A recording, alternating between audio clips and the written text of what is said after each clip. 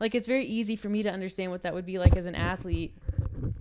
Like, I was getting, will you stop messing with your microphone? You're so picky. Are you okay? Yeah. All right. That was all recorded. You could have tilted the mic up so it didn't record that. You're like, yeah, this is super interesting. Oh, you're drinking now. You are so annoying. That's refreshing.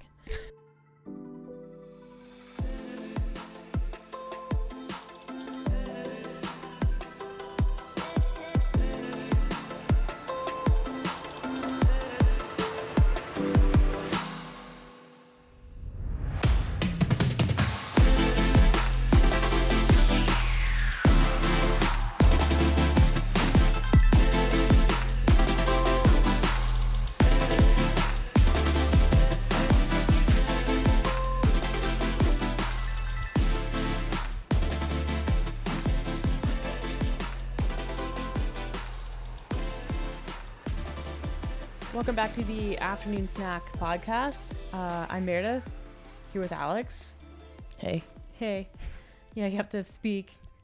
And we've got a good episode for you today. First, let's start off by thanking our sponsors for the episode. We don't have any sponsors for the episode. We sponsored the episode. Mm-hmm. Sponsored by Tactic Nutrition. Shameless plug.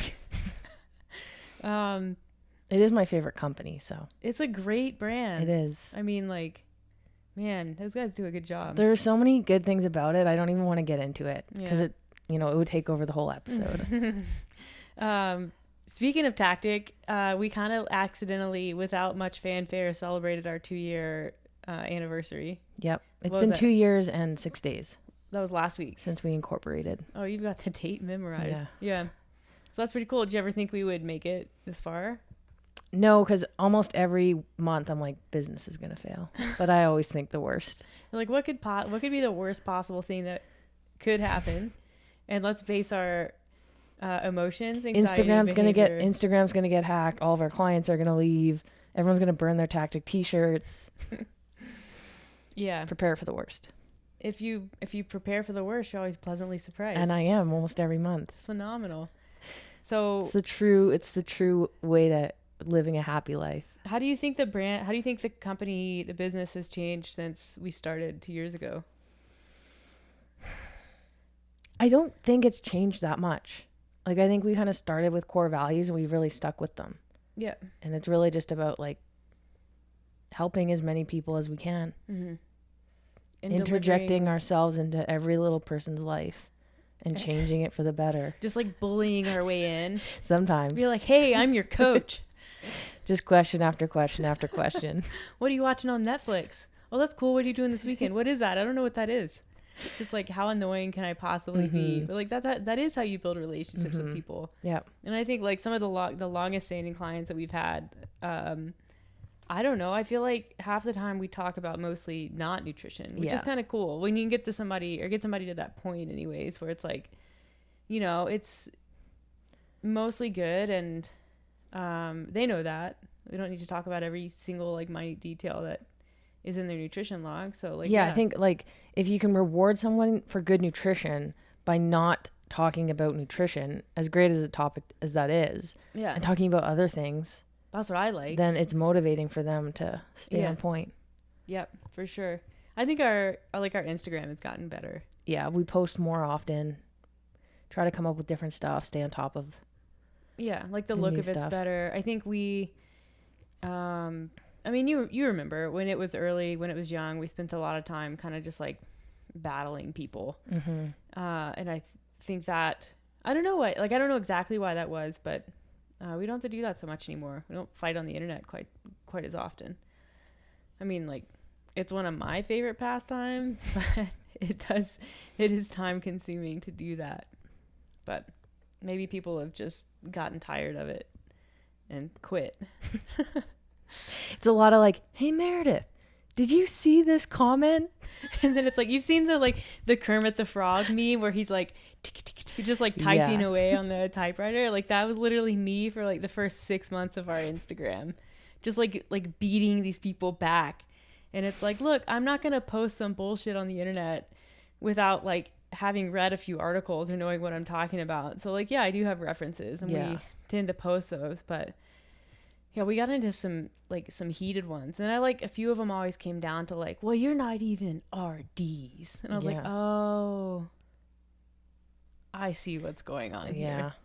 But it's for the best. Yeah, it's good. You learn, and like, you know, if you can't defend what you're doing, what are you doing? I think it makes you better, and I think helped us develop a little bit of a reputation. So yeah, not complaining. Stick our flag in the ground and then defend it.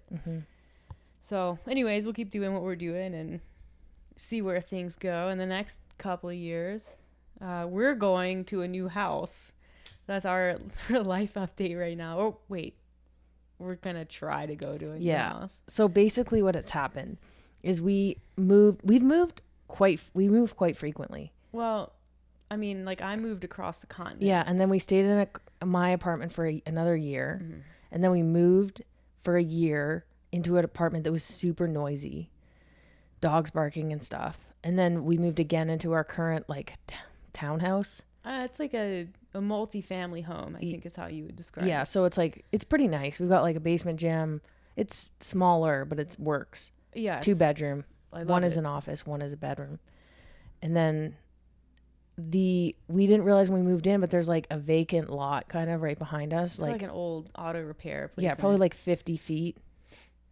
And I didn't realize it was like abandoned. It's not abandoned, but it's not in commission. Yeah. I didn't even notice when we moved in. No, I was like, it's going to be super convenient to get the car work done there. That's what I thought. And then like, seriously, the week later, I was like, oh my God, the windows are busted in. Like that place is like abandoned. And then it was like, well, great. Like we discovered that a development company has purchased it and has already got approval from the city to build a 6-story condominium building. Yeah. It's like, when is that going to start? Sure enough. In the next like 6 to 8 months. So, but they're already like working. They seem to be doing something out there with the building, like working on getting it prepared for demolition or something. I believe the word is remediation. Yeah, well, or remuneration is that? You know, they're doing remuneration. I'm like, oh, that's one of those Alex words. Yeah. So that's going to get noisy. Yeah. And I'm super sensitive to noise. So, yeah. So it's a good time to buy, I guess. The mortgage rates are quite historically low. And also I've yelled at the neighbor a couple of times for woodworking. So yeah, it'll be good to get away from that as well. Time to get out. So it's exciting. It's ongoing. Yeah. And the CrossFit Games happened over the weekend. Well, okay. The first phase, it kind of felt like, blink and it was over, but that was by design. I think it was meant to be quite short. So that was kind of neat. What do you think of that? I mean, I thought it was, I always look at a competition, I always judge it by the fairness, because fairness is very important to me. And I thought it was very fair. Yeah. Like the only unfair part of it, after looking kind of closely and watching people on Instagram, was like someone like, and I don't want to take away from performances, but like Brooke Wells did extraordinarily well. And you watch on Instagram, like she had Alex Smith, Will Morad, and Street Horner like doing the workouts like right before, and like, that's an advantage where it's like you look at other people and they maybe didn't necessarily be able to like watch the workout happen right before they were going to do it. And like granted, Tia and Matt probably would have won anyways, but like they had each other to, it's like they standardized as much as they could, but you couldn't say like, you're not allowed to have anyone do the workout. Yeah. And I think they like, I'm assuming there was an understanding of that, which is probably why the workouts were released early. I don't know. Yeah. Because it's like you probably know that there's going to be people in more optimal situations who have like games level athletes who can test the workouts, and then you have people who don't. So if you release them early, at least you give people an opportunity to kind of level the playing field themselves.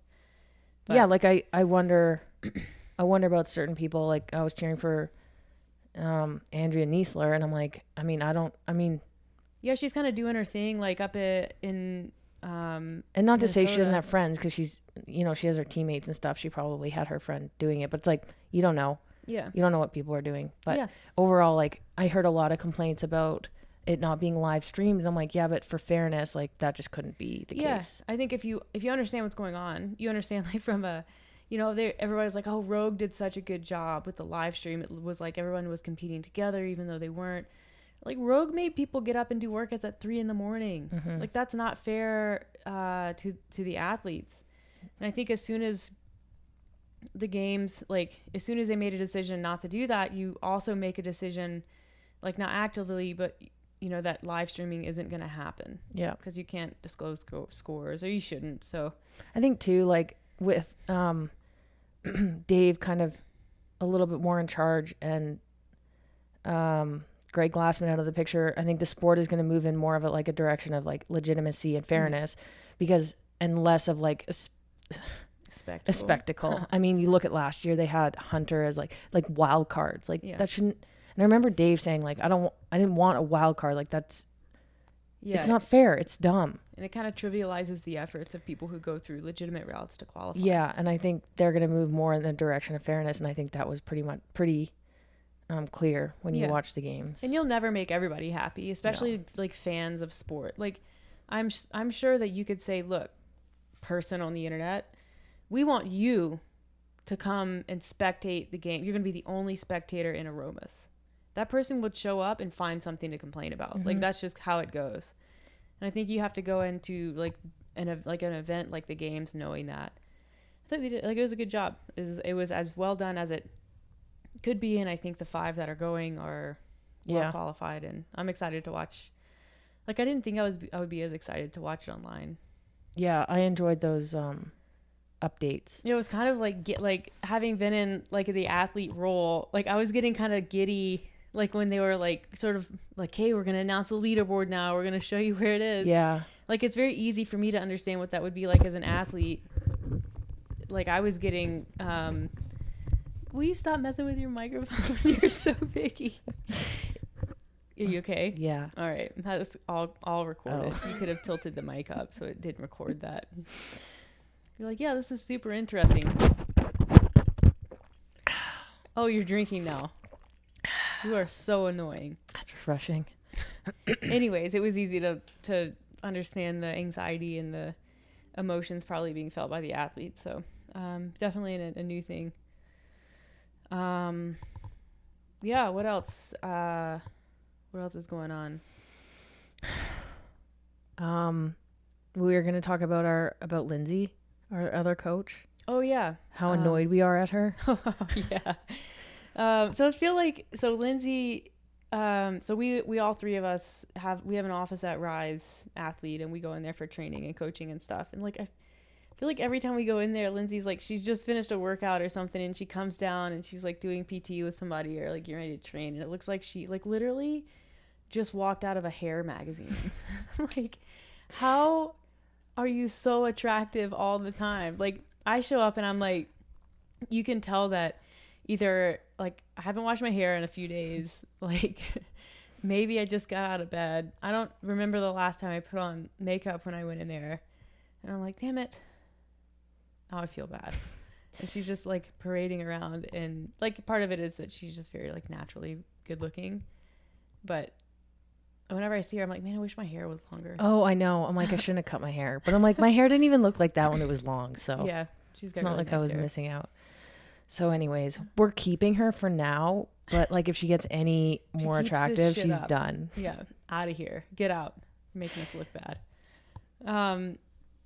On the gym note, we're doing a couple of seminars in the next couple of weeks. So we're going to Edmonton this weekend. This weekend will be September what's the date? 26th. The 26th. So we'll be doing one at CrossFit Armory September the 26th at 12:30. Yeah, CrossFit Armory West. Right, there's 2 locations. Yeah. CrossFit Armory West. If you go on their Instagram, you can probably find how to sign up. Or the link's in the bio. Probably just show up too is okay. Mm-hmm. And then the following weekend, we're going to do one at Rise Athlete in Calgary, the gym where we're located. October 4th, which is this Sunday at 12:30. Yeah, so Sunday, 12:30, October the 4th. And they usually run like an hour and a half, depending on how many people are there and how many questions. So if you're in the area and you want to come by and see us, feel free. We'll be there.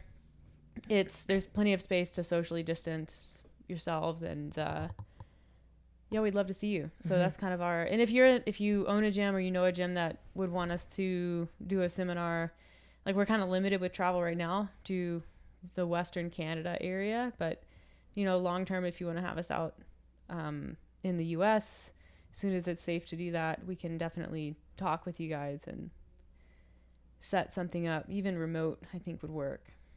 So, but that's all of our updates. We're going to get into our topic for the day, which is a good one. I think it's something that we talk about a lot. And if you follow other, I'm not going to say coaches because they're not really, I don't know if they work with many people, but like Chris Kresser and a few other people talk about this discrepancy between, information and actually putting information into action. So there's this thing, like we live in the age of information with the internet. There's just easy access to all kinds of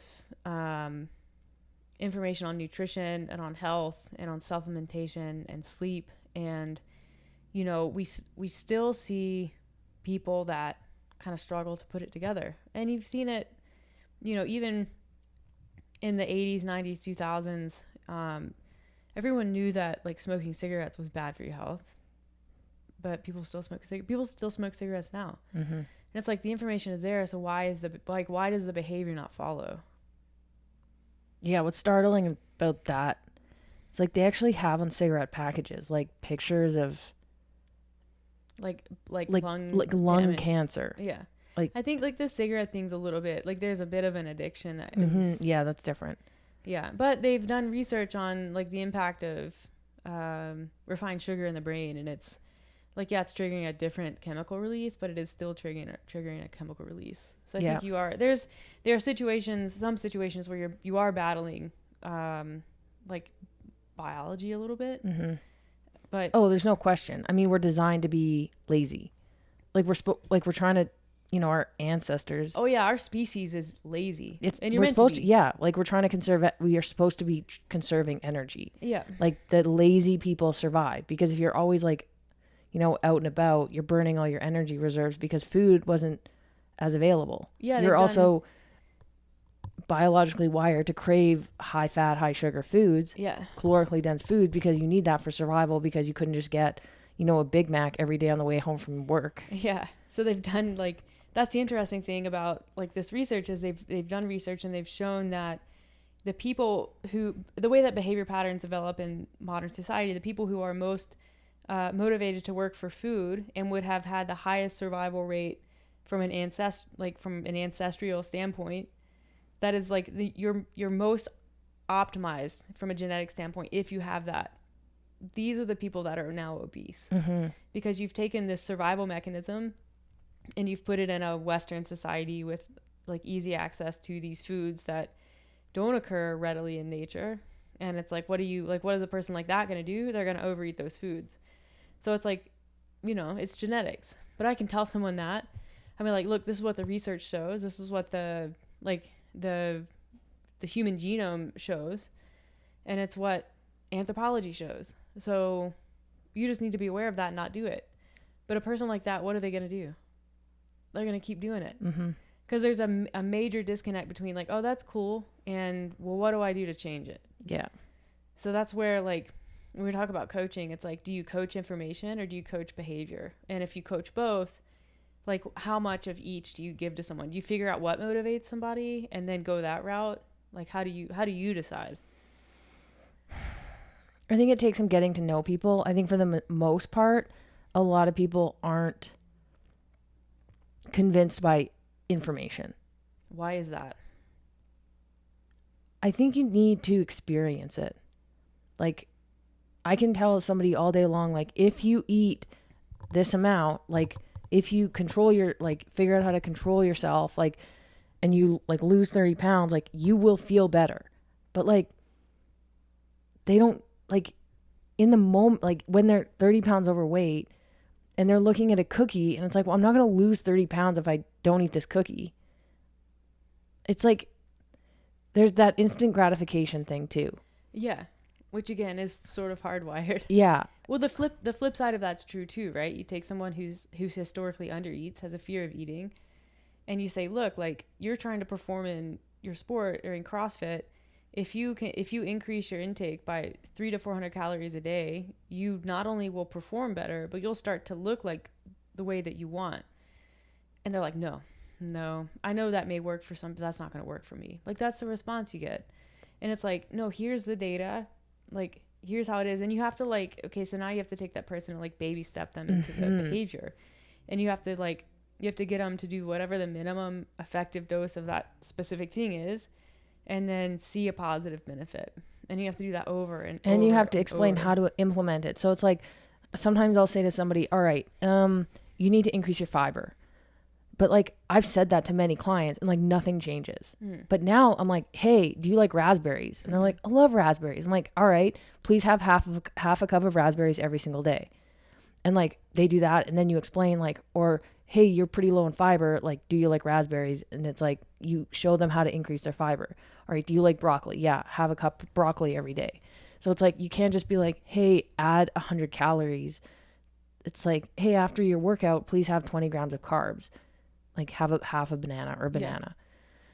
Yeah. You really have to like explain how to implement it. And then after a week, it's like, are you feeling better? Yeah. Or like, you know, did you, great job. Like, somehow give them something that shows like great job on eating the raspberries, or are you pooping better in the morning?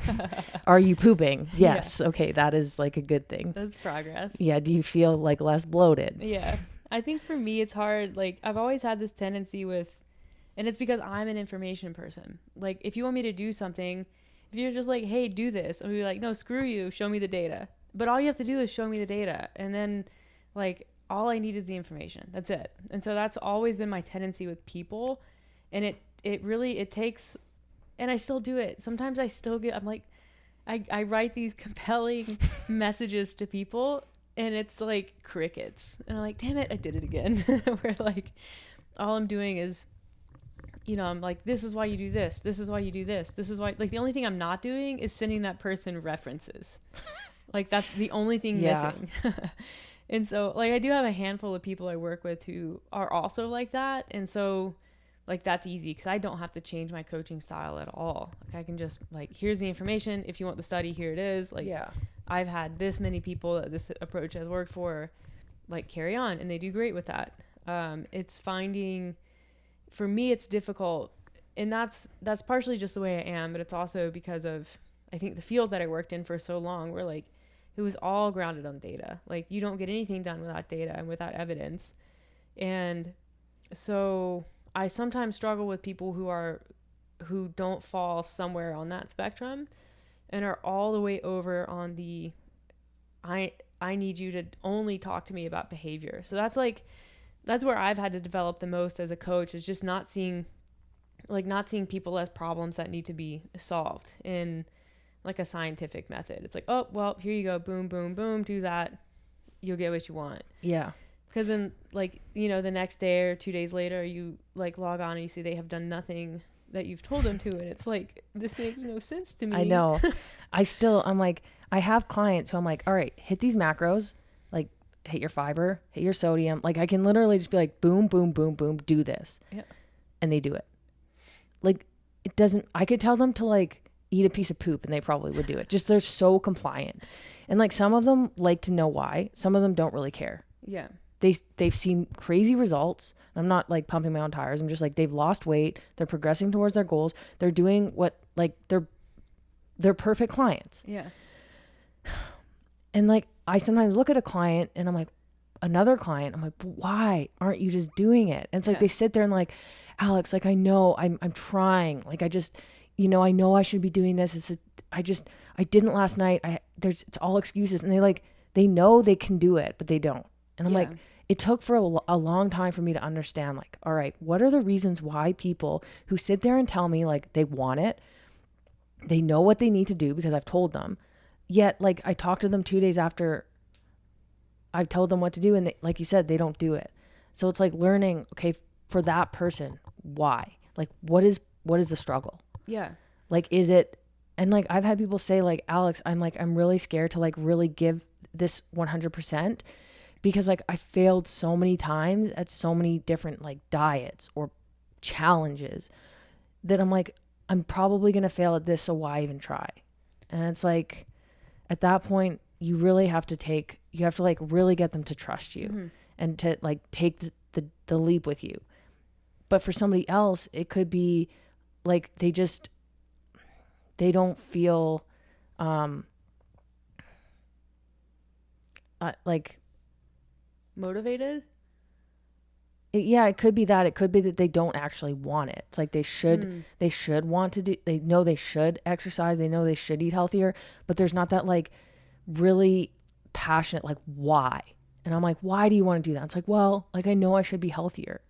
It's like, but well, you can be healthier but not have that specific goal. But it's like, but why do you want to be healthier? So I feel better. It's like the people who really wanted to change, I find, are the ones who come to us and are like, I am sick and tired. I am like, I want to be able to like keep up with my kids. Like, I'm tired of like being on medication. I'm tired of like lacking control and feeling guilty every night because I like ate too much. Like, I need to get, like, I'm tired.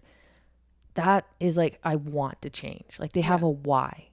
And so I think figuring out what the discrepancy is, like what's preventing them from like actually doing it. Yeah. Some people just have such ingrained habits that like they can't just change on a whim. No, and it's like those are the ones that they struggle with nutrition, like doing nutrition in a different way. So it's like, well, I've worked with nutrition coaching before, and I get my numbers and I hit those numbers and I can't deviate, and I get the results or whatever. Like, maybe they're working, maybe they haven't worked with a coach. Maybe we get this all the time. We have people that come to us from templates, and I'm not going to name the company, but you might be able to guess which company it is. And people come with these uber fragile mindsets because you get a template and it's like, here are your 5 meals or whatever, your 3 meals and a snack and a post workout. And this is what needs to be in them. This is when you need to have it. There's no room for flexibility. People do this, they click on the third tab over. That's the most extreme cut without understanding at all how their training or lifestyle or anything plays into that. Maybe they lose a bunch of weight, they feel like shit, they gain it back, they come to us and wonder why we're doing things differently. And it's like that mindset, like there's more than one way to get that goal. And maybe that goal isn't actually what you want. Because it takes an extremely like extreme approach like that. But that one's like, you end up with people who are very like, they're like, no, this is how you have to do it. Like, just tell me how many grams of this to eat per meal. And it's like, why would I tell you that? You can eat whatever you want for whatever meal you want. Like, what if I give you a meal plan and then you go on vacation or you don't have any oatmeal? Yeah. Or we get a client from we have clients from like Bangkok, and it's like, I can't give them. Yeah, I don't know what food is like in Bangkok. Like, it's probably fine. I just don't know what it is. Or even like Sweden. Like, we have a ton of people in Sweden. And they eat completely different diet. Not completely, but it's like different. Yeah. I can't be like, hey, Victor, can you go get a bunch of sweet potatoes? Yeah, like when we were in Sweden and like we went shopping, and I was like, they don't have any of the food I like. Like they did, but it was all like a little bit different. Yeah, like the produce is different. Like the way people get protein in there. It's just like a meal plan doesn't work. Like, there is no meal plan that's going to work for everybody. And it doesn't teach you how to do things. It doesn't teach you that flexibility and balance is totally fine. It's like, people are like, well, I'm going to a friend's birthday party. I'm like, cool. Like, don't track that. Yeah. Like, there are some people who maybe should be a little more cognizant, but, understanding, like, getting people to understand that, like, it's one meal out of the month, or like, 2 or 3 out of the year that you're going to really blow it out. It's not going to matter. Yeah. I think the main takeaway is that this, like, there are so many different reasons for why, like, somebody who knows what they need to do doesn't get it done immediately. Like, and as I said, like, the perfect client, and I shouldn't have said like perfect, somebody who just does everything I say. I mean, it's satisfying for a coach to be like, I'm right. Like, it worked. But it's also seriously satisfying when a client comes to you and they can't figure it out. And it's like, all right, we got to back up. Like, whatever those macros I sent you, like the original plan, like, let's leave it for now. Like, we need to back it up. Yeah. And we need to figure out like, all right, so why are you overeating? Like, why are you binging? Like, talk to me here. Like, what are the triggers? All right, so maybe we shouldn't be tracking because that gives you anxiety. Like, there are so many different approaches, and like figuring out what the best approach for that person is. Yeah. Whether it's like, okay, we need to like totally get back down to like habit building, or maybe we need to like unpack some of these like things that cause you to emotionally eat. Like, have you ever, opened up about this? Like, all right, maybe the guilt, like let's let go of the guilt. Let's talk about the guilt so that like you're not repeating that cycle of like binging and restricting because you're guilty. Yeah. And it just really, really, really depends on the person. Yeah. And figuring out why, like if you can get them to figure out why. Like I remember, I have this client now, who, yeah, she came and like her why was I want to lose weight, but I have a history of disordered eating. And like I kind of got the impression that she wasn't eating enough. She wasn't sleeping enough. So, I've been working with her. Gosh, it's probably been since like April now. And I never even gave her like a target other than like we worked on sleep. We got that under control first. That was literally the only thing that I had her track with her sleep. And then I just had her I was like, just eat whatever. Like, track your food. This is kind of what I want your meal structure to look like. I'd like you to have like 3 meals and a couple snacks or whatever. Track it. Let me see what that looks like. Never gave her a target. The only target I eventually gave her, I think, was like maybe protein. And then like her calories just kind of fluctuate up and down. And that, like, she has done amazing with that. Like she's lost, and she's like a pretty athletic person, doesn't need to lose a ton of weight, but has lost weight to her target. Her athletic performance has improved a ton. Like she's happier. She doesn't, have control issues like she used to. And so like for her, getting her where she wanted without triggering old behaviors was like, it kind of required a new approach. And that one kind of opened my eyes. Like, yeah, might be a better way to do this with people that isn't, so focused on the numbers, which I like. Like I had a client who recently, she like joined and then left and then was like, no, I'm ready now, and came back like a month later. And then didn't really respond to my text and like was kind of tracking, kind of not, like didn't respond. And I'm like, hey, how's it going? Like, can I help you with any, like, and we say in the plan, like, this program is very much based on like a high level of communication. Like I want to develop a relationship with you. Like we got to work on like what's working, what's not. Like, this plan can be changed. We need to find a balance. Like we drive that home hard when we kind of, get someone going. And she like emails me kind of 2 weeks later and was like, yeah, no, this isn't going to work for me. Like, I'm so stressed out about hitting my macros. I'm so stressed out about like bringing food everywhere. It's just like, this isn't working. I have to cancel. It's like, we could have talked about plan B. But I think going back to the like whole template thing, and like just a lot about nutrition is like people view like for something to work, a nutrition program to work, it has to be very like extreme and restrictive and structured. And it's like, no. Yeah, it actually doesn't. It doesn't. And the more extreme and more structured it is, the less longevity I think you have. And it's like, yeah, I mean, like we've, like obviously, like, we've bought a few templates just to kind of see what they're about. And it's like, so you go and you pay like $100 to do a carb challenge or whatever. You get, and I don't know, I know what's in our plan and I know what we charge for it. And you pay $100 and you get an email that has a PDF that's literally just like a Word document, doesn't have any information about you as a person. And it's like, go to this website to calculate your macros. I was like, what? And so it's like, and people pay and they'll do that. And it's like, it's got to feel so different when you sign up with a company like and we're not the only people who do this, but it's like, hey, yeah, we're going to work with you. I need 48 hours to read through your intake form, understand what's going on with you, follow up with some additional questions, and like actually like stop and think about the numbers that I'm going to give you and why. And I'm going to tell you why. And, if they're not what you expected, then I'm going to explain why that is. And like, if I need to leave some numbers out, we need to do something different first, then I'll explain why that is. Yeah. And it's not going to be extreme. I'm going to force some balance into your life, regardless of your goals. And that's how it should be, because like everyone, you have a diet. If you eat food, you have a diet. Yep. Like you don't need to be on a diet. You just need to eat like a normal human being, and like honestly stress about food a little bit less. We like often, so in our intake form, we ask for if you're currently tracking macros, and if you are, what are they? And then if you've tracked macros in the past, what they were, how long you tracked for, what you thought of them, how did you feel on them, pretty much any information relevant to like your experience on either your previous macros or current macros.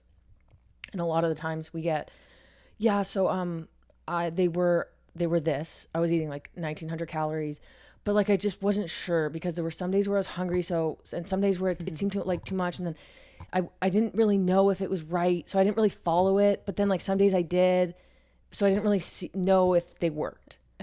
And I'm kind of like, okay, so that's I think part of the problem with like execution of following a plan. Or people will say, yeah, so my Whoop tells me I burn this many calories, so I feel like 1900 was too much, and yeah, they don't trust it because yeah, they're getting it from like some templated program or website where it's just like you plug it in, or an app where like none of your personal information is like what have you been eating for the last 5 years of your life? Are you on any medication? Do you have a medical history we need to know about? How much are you sleeping? Like stuff that actually impacts. Yeah. It's like, even like, have you lost weight in the past? Like if you get, for example, like just to talk about an example, if you get 100 and let's just say 160 pound female and she wants to lose some weight, let's say 10 pounds, and you go to a website to calculate your macro intake or whatever. There's tons of these websites. You say, I'm 160 pound female, I'm 5'5", 35 years old, want to lose 10 pounds. Sweet. That website is going to crank out some numbers, and it's going to, it's going to say, this is your baseline TDEE, this is your base metabolic rate. This is a 15% cut, this is a 20% cut, this is a 30. And a 160 pound female who has been 160 pounds for years is going to probably have success with those numbers. A 160 pound female who was 200 pounds 6 months before is unlikely to have success with those numbers. It's not the same. Yeah. Like, as much as we like to think that it is, your dieting history matters. Yeah.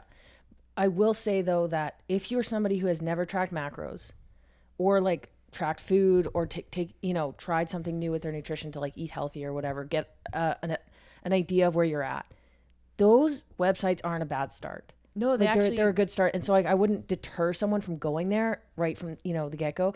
But my point is that if you're getting numbers from websites like that, it's very likely that like you might not trust them. Like that's yeah. My point is, like, people come to us and like, I just didn't know because I don't know if it applies to me because. Yeah, but there's also a really easy way to figure it out, and it's like, do the numbers for 4 to 8 weeks and see what happens. Exactly. Like you have to stick with them and see what happens. Like the body, it's like it's science, and as much as we like to think that we're all like unique flowers, we're not. The number of people that have an actual like metabolic condition that prevents them from gaining or losing weight, super small. Yeah. And it doesn't matter. Like, it doesn't matter. Like, so what if you have numbers that you might not lose weight on for 4 or 8 weeks? Who cares? It doesn't matter. What you end up with at the end of that, if you track your intake and actually understand what you're eating, like if you have 8 weeks of consistent calorie intake and you didn't lose any weight, that's like gold for a nutrition coach. That's what I want. That's what I wish I had from every single client that comes on board. Because I'm like, oh my God, it's beautiful. I know exactly what your baseline intake is, and we can work off that. So like it's not the worst case scenario to try something and not get the exact results that you want. I think another problem with, like, another reason that people aren't following through with what they know that they should be doing to reach their goals is that, like, going back to that instant gratification thing. So if they want to lose weight and they type in, or even like on our plan, if they're like, okay, I'm going to give you a deficit based on what I know about you, based on what you're eating now, I'm going to give you a deficit. You should be losing around 0.5 to 1 pound per week. Within the first 2 or 3 weeks, no weight loss. Off the program. Yeah. And I'm like, all right, that is not the way weight loss works. For some people, they might lose 0.5 to 1 pound per week. But like sometimes it takes a little. Or sometimes like, we need to recalculate your macros because like maybe these other macros you were telling me that you were following, you weren't really following. Or like, I don't know. There's other things that maybe something's changed in your life. Yeah. But it's like if somebody doesn't see something immediately, it's like we're done. Or like a client will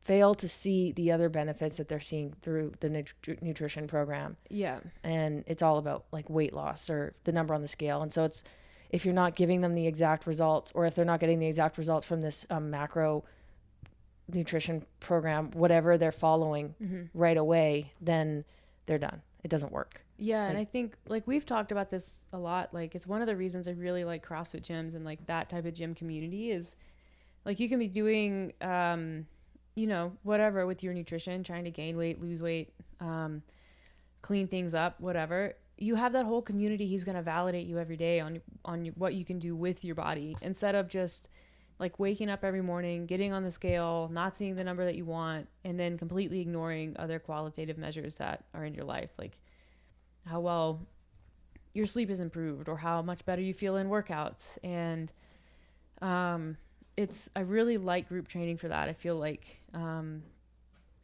it's a really great thing when you start focusing on like what your body can do for you versus like, oh, I didn't lose any weight last night, Yep. So that's kind of getting off track about why people can't put the pieces together. But I do think it's easier to put it together when you're surrounded by supportive community for sure. And that was going to be my next point. Like another reason why I think there's that disconnect is the lack of support. So, and we've talked about this in previous podcasts, but if you're not in an environment where like your new habits are being supported, whether it's your family, your friends, or your gym, or lack of gym, or lack of like exercise support group, then you're going to be all alone trying to make these really, really hard changes. And then you're also battling biology. You're battling, some sort of like confusion maybe, or like impatience, the desire to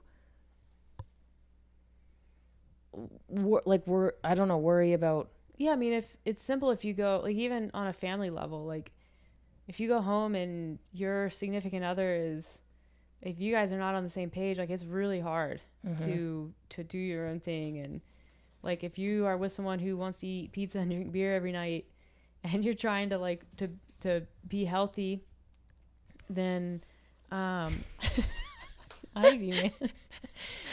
Okay, we're like trying to focus. This is why I'm like keep stumbling over my words. It's like I'm trying to like talk to Meredith, and our cat is in this big box like popping her head up like a little, what do you call those, like gopher whack-a-mole. Whack-a-moles. Anyway, she knows how to really anyway, that's why I'm like not making any sense at all. I don't even remember what I was just saying. No, we're talking about support. It's hard, like, if your significant other is not trying to be healthy and you are, and then you get into the whole projection of insecurities, but we've talked about this before. Like, you guys know about this. So surrounding yourself with people who are on the same page, or having a friend you can call and, talk about how you're doing and hold you accountable in that way. That goes a long way. Like a little accountability from wherever you need to get it, can really make a difference. Yeah. Yeah. So I think like basically, from a coaching standpoint, like to kind of tie it all up, like, as coaches, we have to resist the urge to bombard our clients with all of the information that we know, which as a coach, as an evidence-based nutrition coach, you should constantly be trying to educate yourself on what's out there. And it's great. It's good to know that. It's good to put it in the universe so that people, they understand that like these people are well educated, but like less why, more how. Yeah, for agreed. Coaching. And also understanding, and we're sorry that we can't give you like the magic answer on like why you want to do something but you're not doing it. There's so many different reasons, but I think it boils down to like getting a support system, under like being confident in the plan that you have, like be confident that like you will progress, and make sure that you have somebody who's keeping you like on track, like accountability. Whether that kind of ties into support, but also it's different. Yes. Like a coach or a friend or, you know, a group. Yeah. And then the support, just making sure you know, people are being respectful of what you're trying to accomplish. Yeah. I think I read this the other day, like, and patience. Yeah. Yeah. The sign of a good coach is someone who, like, you sometimes get frustrated with because they're not going to tell you that things are going to happen quickly, or, you know, they're like, yeah, this is going to take some time, and it's not what you want to hear. 'Cause like good things do take time. And I think, like, I've always said, like, progress is the most motivating of all things. Like, if you can get someone like just like a nugget of progress on whatever they're trying to do, that will usually continue, like, keep them on the path for a little bit longer. But sometimes, like, I think that we expect that nugget of progress a little too soon. And so being patient with not only yourself, being patient with your clients. If you're the client, be patient with yourself. Yeah. And kind of understand what's reasonable. If you get a coach and they're like, yeah, we're for sure 30 pounds, 30 days, let's go. Yeah. It's time to find a new coach. Do you ever get those clients where I guess like maybe they don't really like know, like they're like nutrition coach nutrition, food, like macros. And then you start talking to them and you're like asking them like questions or like trying to get a little bit more personal, and it's just like they're like not having it. Yeah. You're like, okay. Yeah, it's like, no, get out. Stick to the numbers. But also I'm going to keep doing this. Yeah, I have definitely annoyed people into quitting before. Like, yeah, and I'm proud of that. Like, that's just who I am. And if you don't like it, like, we'll see ya. Yeah. But I think that's, you know, that also is what makes our brand a little different. Yeah. We are sort of borderline annoying like that. Yeah, I try not to annoy people too much, but no. I think when you're texting someone 3 times a week, it's like you might annoy somebody. Yeah, and it's I've recognized like the signs to like cut the conversation. It's okay. Yeah, but I wouldn't like, you know, someday. Yeah, I usually. I feel the. What do you call it? Read the room. I read the room. Read the room. Even though we're texting. It's harder, but I try to read the room. Yeah, for sure. Trying to think of how to wrap this up. Man, Alex, I don't know. I would say the main takeaway is just to make sure that if you've tried something and you haven't had success, to not stop trying. Try something different. There's too many different options. Yeah, it doesn't mean that you're a failure just because, like, you know, the 1 or 2 things that you've tried in the past haven't. They could have not worked for many reasons. Yep. Like straight up an ineffective strategy, or, you know, maybe it didn't work with your lifestyle or like other things that are important. It's like, that's totally fine. Yep. Maybe you just need to find like a smaller piece to change first. Like start small and then build on that. Yeah. Don't try to change everything at once. There's more ways than one to skin a cat. Oh. I think Ivy just heard that. She ran off. I was like, who would skin a cat? I mean, like, look at her. She does have a nice pelt. I mean, like, that would keep you warm. I'm like sorry. Just like around the neck or something. Yeah. Yeah, and then put a support structure in your life. You know, friends, coaches, whatever you need. And if you don't have what you need, reach out and find it. Yeah, and if you try something, try it for longer than a week. Please. Yes. Please. Like multiple weeks. Yeah, like time is a week is not very long. No. 2 weeks isn't very long. Think about like how long it took you to get to a certain point, to develop the habits you have, to gain weight, to, you know, be in the position you're in fitness wise. Like, you're not just going to reverse that in a week. You might not even see even just a little bit of progress in a week. Yeah. Even if your goals are not weight loss, if you're like, I just want to crush it in the gym. You know, how old are you? How long have you been not crushing it in the gym? No offense. Like, everybody starts somewhere. I was a gross beginner when I started, but it also took like years. Yeah. Years. I've been doing this for like 10 years. It's insane. Yeah.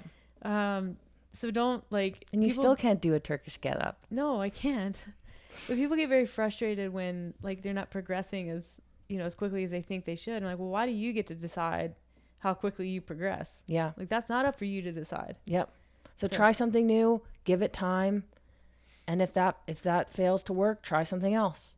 Yep. And if you run out of different things to try, then reach out to somebody who might be able to help. Yeah. Training, nutrition, whatever. Like there are so many people out there, experts in the field who know their shit. Yeah. Yeah. So cool.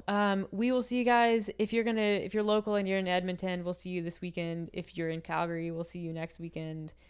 If we normally see you at the gym, you can awkwardly say that you listen to our podcast and really like it, and we'll act awkwardly like gracious as we always do. It's very strange to listen to your own voice. It is. We appreciate you if you're not local. We appreciate you listening and sharing the episode if you like it. We promise we're going to do more of these. We're going to put them on the calendar. Yeah, we're going to create a schedule so that we do them like once or twice every week. Yeah. And if you ever want to hear about anything specific, whether it's like nutrition, fitness, personal, this is kind of like an all-encompassing podcast. So throw us your ideas and we'll try to knock them out. Yep. All right. We will talk to you guys later.